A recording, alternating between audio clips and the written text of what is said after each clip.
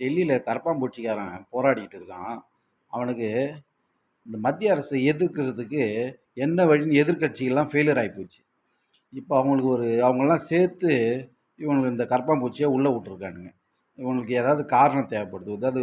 ஏதாவது ஊழல் பண்ணிட்டாங்க, கொள்ளையடிச்சுட்டாங்க, பாதுகாப்பு இல்ல. அந்த மாரி ஏதாவது இருந்தா, இவனுங்க போய் போராட்டம் பண்ணலாம். நரேந்திர மோடி மேல நமக்கு கோவங்க. எப்ப பாரு இந்த மனுஷன் தேசத்து மேலேயே தேசம், தேசம், தேசம்ன்னு இந்த ஆளு உயிர விட்டுன்னு இருக்காரு. வெளிநாடு எங்க போனாலும் தேசம், தேசம், தேசத்த பத்தியே பேசுறாரு. தேசத்தோட வளர்ச்சியே பார்க்குறாரு. இத மாரி பண்ணிட்டு இருந்தா, இந்த தேச விரோதிகள் சும்மா இருப்பானுங்களா? இவங்க விட்டுருவானுங்களா?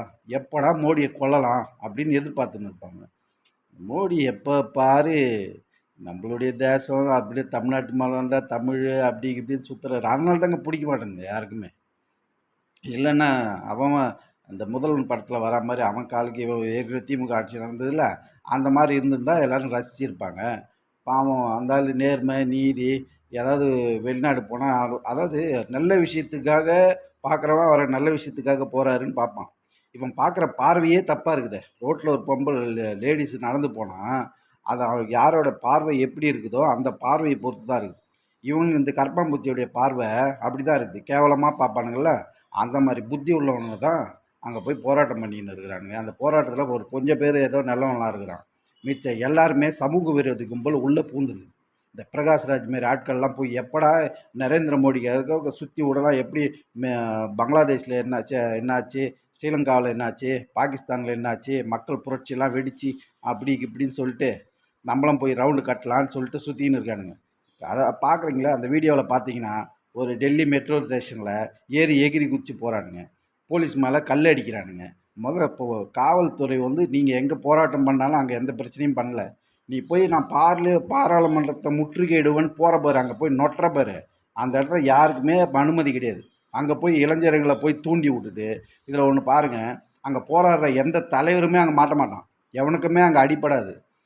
பாவம் அப்பாவி மக்கள் எவனா ஒருத்தர் 2 பேர் அதில் உண்மையாக வந்து ஏதோ இவனுங்களாம் நமக்காக உண்மையாக போராடுறாங்கன்னு நினச்சிட்டு அது உள்ளே பூந்து போகிறானுங்க பாரு, அவனை தான் அடி வாங்கின்னு வந்து நிற்கிறானுங்க. அந்த அந்த கரப்பான்பூச்சி தலைவரையோ இல்லை அது சம்மந்த பெரிய 2 3 ஆளுங்க 10 பேர் இருப்பானுங்கள்ல, அதை ஆர்கனைஸ் பண்ணுறவனுங்க, அவனுங்கள ஒருத்தன் கூட அடியே வாங்க மாட்டான். அவனுக்கு அடியே படாது. அவன் நல்லா சாப்பிட்டுக்கின்னு அவனுக்கு காசு எங்கேருந்து வெளிநாட்டு சக்திகள் கொடுக்குறாங்க. அதை வச்சுக்கின்னு ஓட்டிக்கிட்டு எப்படியோ மோடிக்கு எதிராக இதேமாரி பண்ணிடலாம். இந்த பாகிஸ்தான் ஆன மாதிரி மொத்த நாடுகள்லாம் ஆன மாதிரி இந்தியாவை பண்ணிடலாம். இவனுங்கெல்லாம் ஒரே காரணம், நீங்கள் நம்ம மக்களால் தேர்ந்தெடுக்கப்பட்ட ஆட்சி நடக்குது.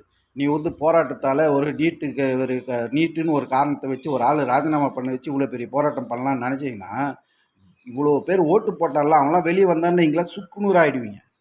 பிஜேபிக்கு ஓட்டு போட்டான்ல, அவன்லாம் வெளியே வந்தான்னா நீங்கள் காணாமல் போயிடுவீங்க. போனா போகுதுன்னு சொல்லிட்டு அது அரசாங்கம் நம்ம அரசாங்கமாச்சே அப்படின்னு சொல்லிட்டு அவங்களாம் கொஞ்சம் ஓரமாக ஒதுங்கி இருக்கிறதுனால நீ பண்ணுறதெல்லாம் பெருசாகிடாது. போய் நாளைக்கு மம்தா பானர்ஜி உட்கார போதான், இனிமேல் பெருசாக அப்படியே ஏதாவது பண்ணிடலாம் அப்படின்னு நினச்சிட்டு இருக்காங்க. பிஜேபி பொறுத்த வரைக்கும் ஒன்றுமே ஆட்ட முடியாது. மக்கள் ஆதரவு ஃபுல் ஆதரவு மெஜாரிட்டியோட ஆட்சி நடக்குது. இங்கே நீங்கள் வந்து இந்த கரப்பான்பூச்சியெல்லாம் வச்சு பயன்படுத்த முடியாது. அவன் ஒரு ஒன்றும் தெரியாத ஒரு பைத்தியம் நேற்று பிறந்தவன். அவன் வந்து பிஜேபி அசைச்சு பார்த்துடலான்னா இங்கே எவ்வளோ பெரிய அப்படியாப்பட்ட மம்தா ஒரு கொட்டத்தையே அடக்கி வீட்டில் உட்கார வச்சிருக்கிறாங்க. திமுகவோட கொட்டத்தை அடக்கி வீட்டில் உட்கார வச்சுருக்காங்க. அரவிந்த் கெஜ்ரிவால் கொட்டத்தை அடக்கி வீட்டில் உட்கார வச்சிருக்கிறாங்க. இவெல்லாம் ஒரு நேரத்தில் எப்படி போகிறான்னா, ராஜஸ்தானில் போய் மோடியை மடக்கினானுங்க. என்ன தீவிரவாதி அச்சுறுத்து பாரத பிரதமர் நரேந்திர மோடி 8 தடவை கொல்ல பார்த்தானுங்க. இந்த குரூப்பு ஒருத்தன் வந்து அப்படியே ஒரு வேனை கொளுத்துறான். இதெல்லாம் பார்த்துட்டு காவல்துறை சும்மா இருக்கும். இவனுங்கெல்லாம் வந்து நீட்டுக்கு எதிராக போராடுறானுங்க. உண்மையான போராட்டம்னா நம்ம ஜல்லிக்கட்டு போராட்டம் நடந்ததே, எந்த ஒரு இவ்வளோ பேர் சேர்ந்தாங்க, ஒரு வன்முறை நடந்துச்சா? ஆ? எங்கேயாவது ஒரு சின்ன பிரச்சனை நடந்துச்சா? அது போராட்டம். இவனுங்க பண்ணுறதெல்லாம் போராட்டமா? பைத்தியக்கார பசங்க. இதுக்கு முன்னாடி நம்மலாம் பேச தெரியாமல் இவனுக்கு தான் நீட்டுக்கு வந்து பொங்கி எழுந்து வந்து அப்படியே அதாவது இவங்களுடைய அடிப்படை பிரச்சனை முக்கியமான பிரச்சனைக்கு போராடினா பரவாயில்ல.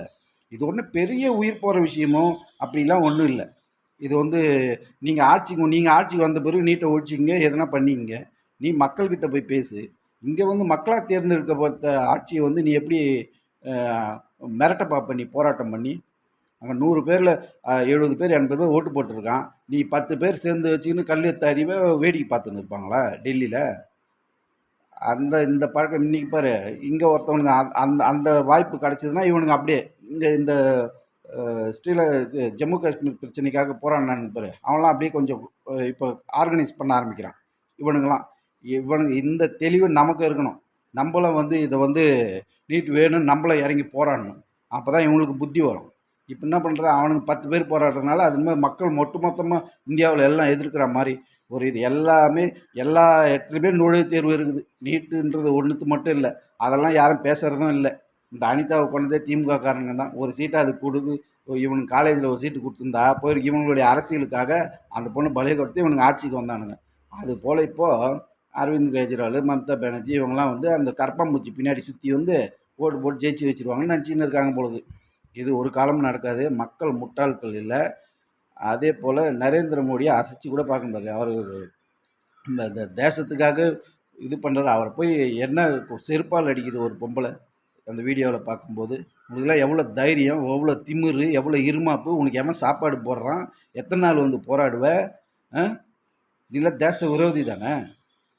தேச விரோதின்னா அது இவங்களுக்கு தேச விரோதின்னு சொல்லிட்டாங்கன்னா, உண்மையிலேயே தேச விரோதி கூட்டம் தான், நக்சல் கூட்டம் தான், தீவிரவாதி கூட்டம் தான். இவனுங்கலாம் ஒரு போராட்டம் பண்றான்னு இதுக்கு பின்னாடி ஆதரவு வேற. இதெல்லாம் பார்த்தா வெளியிலேருந்து பார்க்க கோவம் தான் வரும். இதனால தான் மோடி ஜெயிச்சுக்கினே இருக்காரு. நீங்க இந்த மாதிரிலாம் பண்றதுனால தான் பாரத பிரதமரும் பிஜேபியும் இத்தனை முறை ஜெயிக்கிறதுக்கு காரணமே, நீங்க எப்படியாவது இந்த விவசாயிகள் பிரச்சனை, அந்த பிரச்சனை, இந்த பிரச்சனை வச்சு டெல்லிய இத பண்ணிடலாம், அத பண்ணிடலான்னு போய் போராடுனீங்க பாருங்க. அ டெல்லி தேசிய கொடியெல்லாம் இறக்கி நக்சல் இந்த கொடியெல்லாம் பிரிவினைவாத பஞ்சாப் கொடியெல்லாம் ஏத்துனானுங்க பாருங்க. அப்பத்துல அதுலேருந்து இதெல்லாம் மக்கள் பார்க்கறதுனால திரும்ப திரும்ப நரேந்திர மோடிக்கு தான் ஓட்டு போடுவாங்க மக்கள். இவனுங்களால ஒரு பிரயோஜனம் இல்ல. நன்றி, வணக்கம்.